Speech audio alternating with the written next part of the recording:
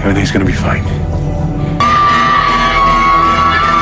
In 2048, human consciousness can be uploaded to a computer before death, allowing it to be reborn in the digital world. For example, this man's wife lost her physical body in an accident 2 years ago, but her consciousness was stored in a black box, and the couple could still video call each other every day. For 2 years, the man dedicated himself to building a perfect mechanical body for his wife, hoping to bring her back to life. But every time he uploaded his wife's consciousness, there would be incompatibility issues. Her consciousness could never fully adapt to the mechanical body, so the man had to put her into temporary hibernation. Currently, the man's companions are 2 robots made from scrap materials. Robot 1 just learned to walk, and its personality is like that of a child, enjoying watching cartoons. Robot 2 is an upgraded version of Robot 1, with an intelligence level equivalent to that of a 15 or 16-year-old. It usually follows George to work. Until recently, the perfect Robot 3 was completed. It not only has an attractive appearance but also has a personality and thought patterns programmed to resemble the man's wife. It was at this time that Robot 1 and Robot 2 started to make strange moves. Robot 1 would quietly watch the black box, seemingly plotting something. Robot 2 would often stare at a picture of a beautiful woman on the wall, seemingly longing to have the same physical body. It would also secretly watch the creation process of Robot 3, and then jealously say to the man. The man noticed something was wrong with the programming. You made another like me, but better. Different. Just like I'm better than my sister. Different. Okay? As Robot 2 seemed to develop simulated jealousy, making it act like a sensitive teenage girl. The next morning, the man discovered the house's front door wide open. He quickly checked the door system and found that some parts had been replaced. The man immediately suspected that Robot 2 was taking revenge on him. Although Robot 2 denied it, the man's suspicion could not be erased. That afternoon, 2 employees from the Black Box Company came to the man's house for a routine check of the consciousness storage. The results showed that his wife's consciousness signal was growing weaker, and when the signal completely disappeared, his wife would truly die. The man knew that he could no longer wait and had to find the best vessel for his wife's consciousness. He restarted Robot 3, the perfect robot he had spent 2 years creating. When Robot 3 found out it didn't have legs, it broke down. Some of it feels very real. No! Hold on. No! Please. I hate being like this. These machines, it's just... It's alright, look, you need to calm down. You need to trust me. The man promised it would have legs soon, which calmed it down. It asked the man why it didn't have memories, and the man explained that it was essentially an unactivated prototype. So, every day the man brought different food samples for Robot 3 to distinguish the taste, and gradually, its taste system was activated. It even started to play VR games based on personal preference. Beyond the set instructions, it was time to introduce the other members of the household to Robot 3. The man brought Robot 1 over. When Robot 3 tried to shake hands, it realized that Robot 1 didn't have hands. Sorry. Looking at Robot 1's rough design, Robot 3 couldn't help but feel sympathy. However, when Robot 2 appeared, Robot 3 immediately felt a strange hostility. Robot 2, following the man's orders, brought the wrong parts for upgrading Robot 3. It's hard to say if this was intentional or accidental. The next day, when the man went to work, he left a pager for Robot 3 and told it to call him if anything happened. Robot 2 also wanted to go, but the man refused this time. Driven by jealousy, Robot 2 crushed the mask the man had made for Robot 3.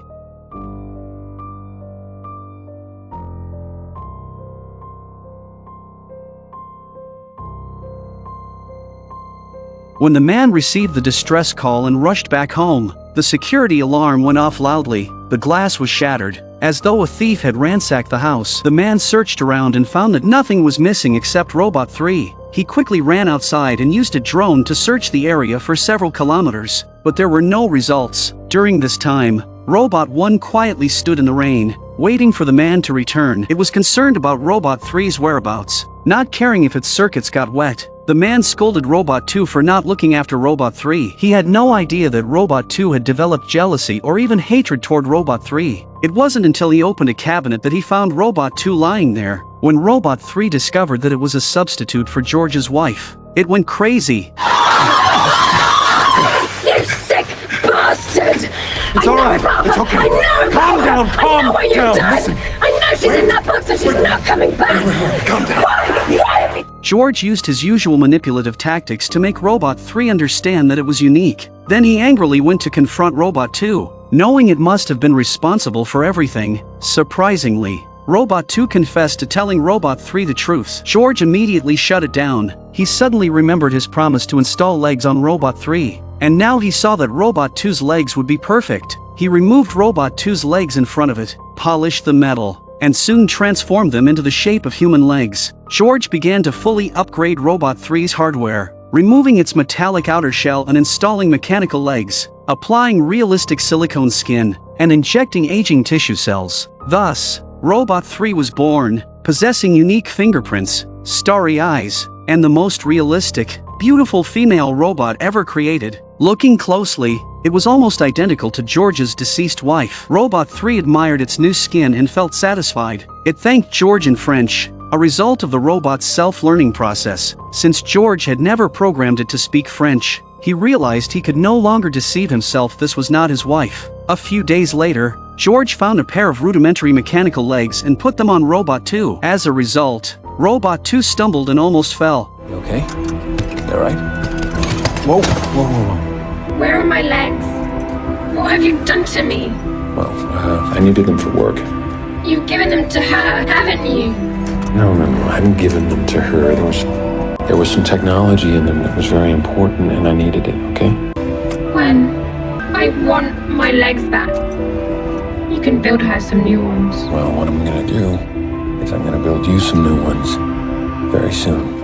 George comforted it, promising to make it a new pair of legs, but by then, it didn't matter. Robot 2 wandered to the waterfall, allowing the humid air to erode its circuits. After returning home, it finally collapsed to the ground. When Robot 2 woke up again, it was met not by George's care, but by his scolding. Robot 2 was heartbroken. It knew George had found a new favorite and had abandoned it. It went to Robot 1 to say a final goodbye. From the beginning, only Robot 1 had treated it kindly, so it left its favorite robot figurine and game card to Robot 1. Before leaving, Robot 2 secretly watched George, who was now dancing passionately with Robot 3. Robot 2 went alone to the lakeside, staring at the endless white world. The vastness of the world had no place for a robot with emotions. In the end, it slowly walked into the lake until it was fully submerged. No one knew that a lonely mechanical soul had been bound to the cold lake's surface. George couldn't find its body and could only build it a digital grave. After a brief mourning, he left with Robot 3, leaving Robot 1 standing in front of the tombstone, unwilling to leave. After that, it often stared at Robot 2's charging port. Sometimes, robots are even more sentimental than humans. Robot 3, having successfully taken the place of George's wife, tried to replace her in his heart, only to be ruthlessly rejected by George. It still didn't know its fate, until George received a call from his wife's consciousness. The call had a weak signal, indicating that his wife's consciousness was about to disappear. It was time to upload his wife's consciousness to Robot 3. It was then that Robot 3 realized it was nothing more than a vessel for George's wife's soul. The saddest part was that even Robot 3's personality and cherished memories were programmed by George based on his wife. This made it impossible to hate George. After a brief breakdown, Robot 3 accepted everything silently and allowed George to upload his wife's consciousness into it.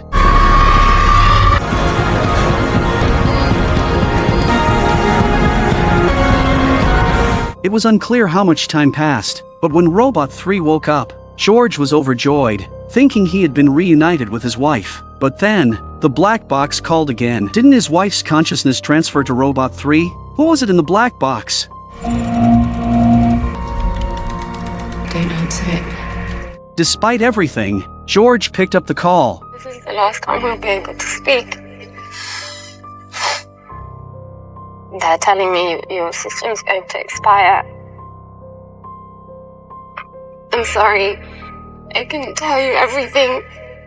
But I want you to know that I love you. I miss you.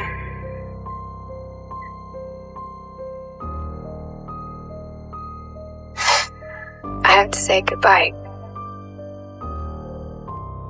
There's something I need you to hear. It turned out that the person who died in the car accident wasn't his wife, but George himself. Due to technical limitations, human consciousness could only be stored for 3 years. During these 3 years, George did everything he could to bring his wife back to life. What he didn't expect was that he himself was the lost soul. His obsession was to save his wife, and now that obsession was gone, his consciousness would cease to exist. In his wife's last message, she allowed George to hear their daughter's voice. Daddy, Mommy says we can't come and see you anymore. I love you. Bye-bye. With his wife and daughter's blessings, George's consciousness faded into nothingness, from flesh and blood to the consciousness components stored in the black box. In the end, all that remained for his wife and daughter was a small circuit board. Life is short, and death is never the end of life. Forgetting is.